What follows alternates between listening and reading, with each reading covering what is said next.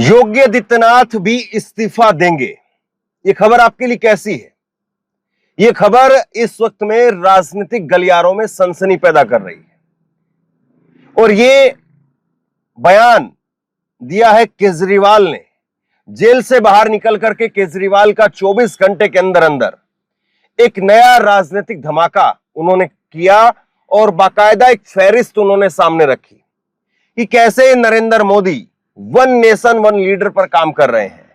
विपक्ष के जो नेता है उनको जेल के अंदर डलवा दिया जाएगा और जो सत्ता पार्टी के अंदर हैं, बीजेपी के अंदर जो लोग हैं, उनको एक एक करके किनारे लगा दिया गया है और जो बचे हुए हैं उनको किनारे लगा दिया जाएगा। उसमें वो गिनवा रहे हैं कि कैसे कौन कौन से नेता को साइड में कर दिया गया। अभी लेटेस्ट मनोहर लाल खट्टर से लेकर के और वसुंधरा राजे, शिवराज सिंह चौहान, सुमित्रा ताई, इन सबको एक एक करके बीजेपी ने बट्टे खाते में लगा दिया। और उसके साथ साथ अब जो एक नाम बाकी है, या यूं कहें कि भाजपा में एक ऐसा चेहरा है जो अपने नाम पर खुद से भीड़ जुटा सकता है, अपने नाम पर वोट मांग सकता है, वो है योगी आदित्यनाथ का चेहरा। और योगी आदित्यनाथ के चेहरे को भी अब हटाने का, साइड में लगाने का समय आ गया है। यह बात अब राजनीतिक गलियारों में होने लगी है। केजरीवाल ने कहा कि वैसे तो बीजेपी की 200 से 220 सीट आज की तारीख में आ रही है, इससे नीचे या यहां तक बीजेपी आ सकती है इस चुनाव के अंदर। लेकिन अगर फिर भी अगर बीजेपी आ गई तो बीजेपी एक एक करके इन सारे नेताओं को, जिसमें तेजस्वी यादव, ममता बनर्जी, एमके स्टालिन, उद्धव ठाकरे, इन सारे नेताओं को एक एक करके जेल में डाल दिया जाएगा। और जो बीजेपी के अंदर जो भी नेता अभी बचे हुए हैं जो मोदी शाह को चैलेंज कर सकते हैं, उन नेताओं को बीजेपी साइड में लगा देगी, किनारे लगा देगी। ये बात अरविंद केजरीवाल ने आज कही और इसके बाद में अब ये बहस उठने लगी है कि क्या वाकई नरेंद्र मोदी ऐसा करने जा रहे हैं। दूसरी बात इसके साथ साथ अरविंद केजरीवाल ने यह भी कही कि नरेंद्र मोदी अगले साल 75 साल के हो जाएंगे। तो मोदी अपने लिए वोट नहीं मांग रहे हैं, मोदी इस देश का अमित शाह को गृह मंत्री बनाने के लिए वोट मांग रहे हैं। और आपको याद होगा 2019 के लोकसभा चुनाव से पहले भी यही बात कही थी अरविंद केजरीवाल ने कि नरेंद्र मोदी इस बार गृह मंत्री राजनाथ सिंह को हटा करके अमित शाह को बना देंगे। और वो बात सच साबित हुई, वैसा ही हुआ। चुनाव के बाद में राजनाथ सिंह को रक्षा मंत्री बना दिया गया और गृह मंत्री के रूप में अमित शाह को बैठा दिया गया। लेकिन अब वो कह रहे हैं कि अमित शाह को देश की कुर्सी पर, यानी प्रधानमंत्री की कुर्सी पर नरेंद्र मोदी बैठा करके और 25 साल में खुद रिटायर होकर के चले जाएंगे।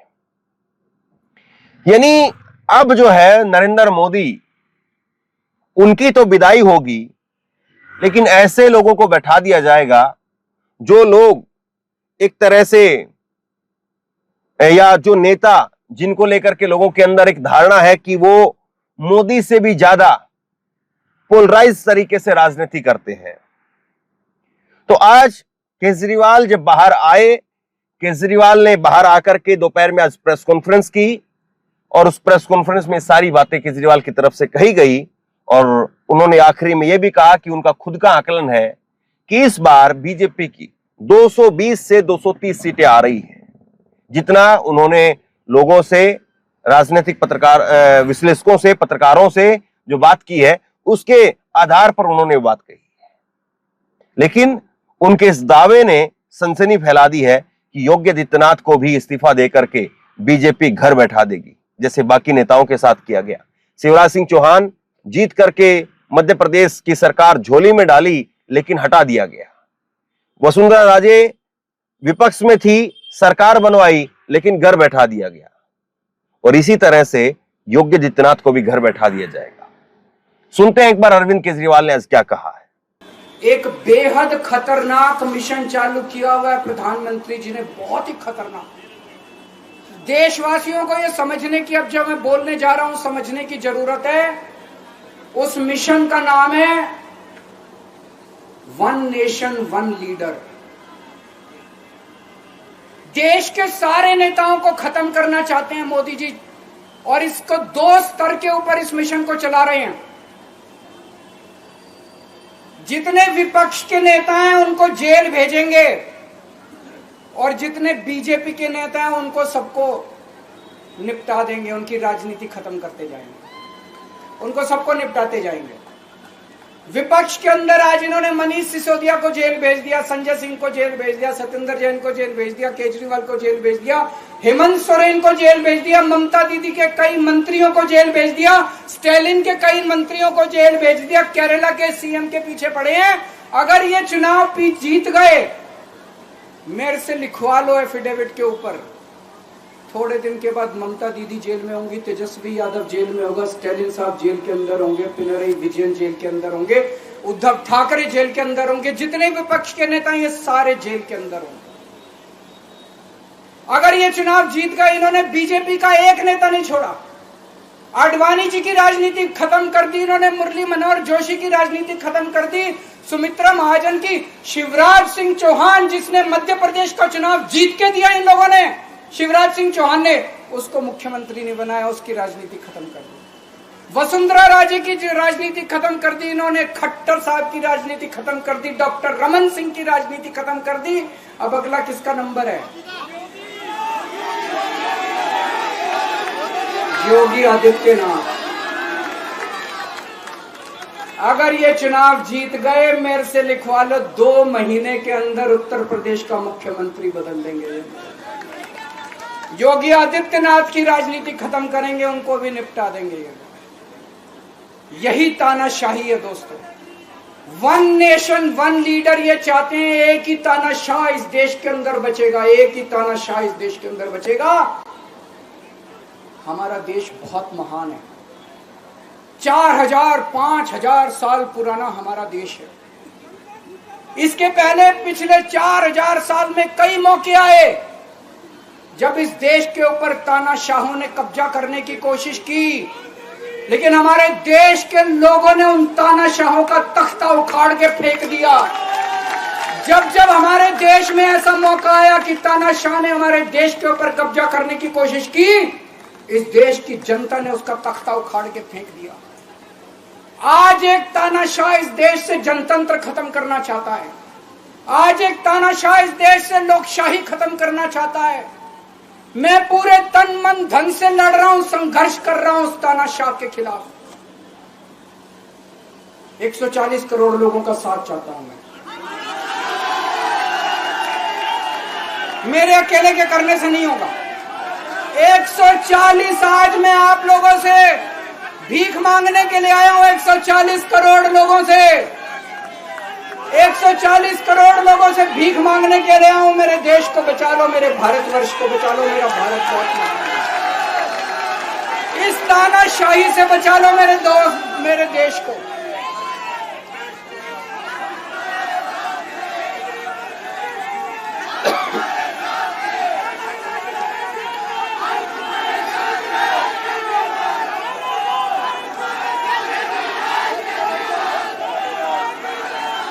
मैं सुप्रीम कोर्ट का बहुत बहुत शुक्रिया अदा करना चाहता हूं। उन्होंने 21 दिन दिए हैं, एक एक दिन में 24 घंटे हैं।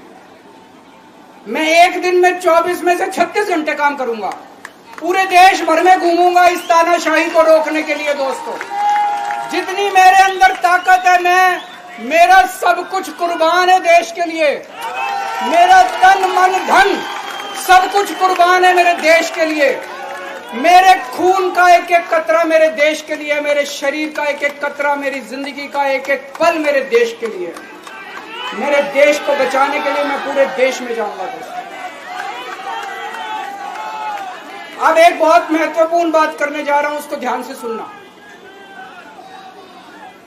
ये लोग इंडिया गठबंधन से पूछते हैं आपका प्रधानमंत्री कौन होगा। मैं बीजेपी से पूछता हूं आपका प्रधानमंत्री कौन होगा। आप लोग सोच रहे होंगे केजरीवाल क्या बात कर रहा है, मोदी जी होंगे। नहीं, मोदी जी अगले साल 17 सितंबर को 75 साल के हो रहे हैं। बीजेपी के अंदर मोदी जी ने 2014 में मोदी जी ने खुद ने रूल बनाया था कि बीजेपी के अंदर जो भी 75 साल का होगा उसको रिटायर कर दिया जाएगा। सबसे पहले आडवाणी जी को रिटायर किया गया, उसके बाद मुरली मनोहर जोशी जी को रिटायर किया गया, फिर सुमित्रा महाजन को रिटायर किया गया, फिर यशवंत सिन्हा को रिटायर किया गया। अब मोदी जी अगले साल 17 सितंबर को रिटायर होने वाले हैं। तो मैं बीजेपी से पूछना चाहता हूं, आपका प्रधानमंत्री का दावेदार कौन है? दोस्तों, अगले साल 17 सितंबर तक अगर इनकी सरकार बनी, तो उस पर भी आऊंगा मैं, अगर इनकी सरकार बनी तो पहले अगले 2 महीने में योगी जी को निपटाएंगे ये, और उसके बाद मोदी जी के सबसे खास अमित शाह को ये प्रधानमंत्री बनाएंगे। तो मैं लोगों को, देश के लोगों को आगाह करना चाहता हूं, मोदी जी अपने लिए वोट नहीं मांग रहे, मोदी जी अमित शाह को प्रधानमंत्री बनाने के लिए वोट मांग रहे हैं। मैं पूछना चाहता हूं मोदी जी से और अमित शाह जी से, ये मोदी की गारंटी पूरी कौन करेगा? क्या अमित शाह मोदी की गारंटी पूरी करेंगे? जब आप अगर जो वैसे तो मेरे को लगता है, मैं भी आऊंगा उसके ऊपर, मुझे नहीं लगता इनकी सरकार बन रही है, लेकिन जो बीजेपी को वोट देने जाएं वो ये सोच के जाना कि आप मोदी जी के नाम पे वोट नहीं दे रहे, आप अमित शाह के नाम पे वोट दे रहे।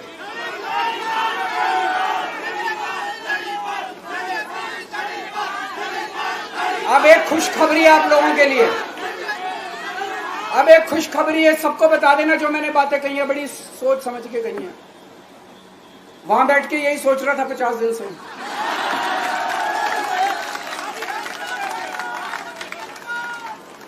दोस्तों, पूरे देश के मेरे को बाहर निकले हुए 20 घंटे हो गए। इन 20 घंटों के अंदर भी मैंने रात भर में जनता से बात कर रहा था, लोगों से फोन कर रहा था।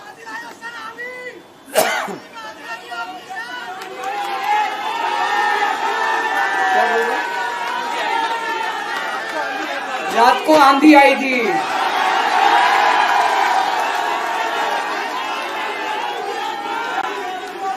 पिछले 20 घंटे में मैंने जो बातचीत करी है, कई बड़े बड़े एक्सपर्ट से बात की, चुनाव विश्लेषकों से बात की, सेफोलॉजिस्ट से बात की, जनता से बात की, फोन पे लोगों से। मेरा अपना आकलन है कि 4 जून के बाद इनकी सरकार नहीं बन रही, मोदी सरकार नहीं बन रही। दोस्तों, अगर मैं गलत हूं तो मेरे को बताना, हरियाणा में इनकी सीट कम हो रही है, राजस्थान में कम हो रही है, कर्नाटक में कम हो रही है, दिल्ली में कम हो रही है, बिहार में कम हो रही है, महाराष्ट्र में कम हो रही है, कर्नाटक में कम हो रही है, बंगाल में कम हो रही है, झारखंड में कम हो रही है। बढ़ कहां रही है? यूपी में कम हो रही है, बढ़ कहां रही है? बड़े एक भी जगह इनकी सीटें नहीं बढ़ रही हैं। मेरा अपना मानना है, और सट्टा बाजार में भी जो चल रहा है, इनकी 220 से 230 के बीच में सीट आ रही है, उससे ज्यादा सीट नहीं आ रही। मोदी सरकार नहीं बन रही है, केंद्र में इंडिया गठबंधन की सरकार बन रही है। आम आदमी पार्टी उस सरकार का हिस्सा होगी, दिल्ली को पूर्ण राज्य दिलाएंगे। दिल्ली का एलजी लोगों का एलजी होगा, दिल्ली का एलजी दिल्ली वालों का एलजी होगा। गुजरात से आया हुआ है अभी, दिल्ली के लोगों का एलजी होगा, दिल्ली के लोगों का विकास होगा। एक और पॉइंट है, जब मैं जेल के अंदर था तो कुछ लोगों ने यह मुद्दा उठाया, केजरीवाल सीएम पद से इस्तीफा क्यों नहीं देता। दोस्तों, केजरीवाल को कभी किसी पद का लालच नहीं हुआ। मैं मंत्री, मुख्यमंत्री, प्रधानमंत्री ये सब बनने नहीं आया। इनकम टैक्स में कमिश्नर की नौकरी करता था।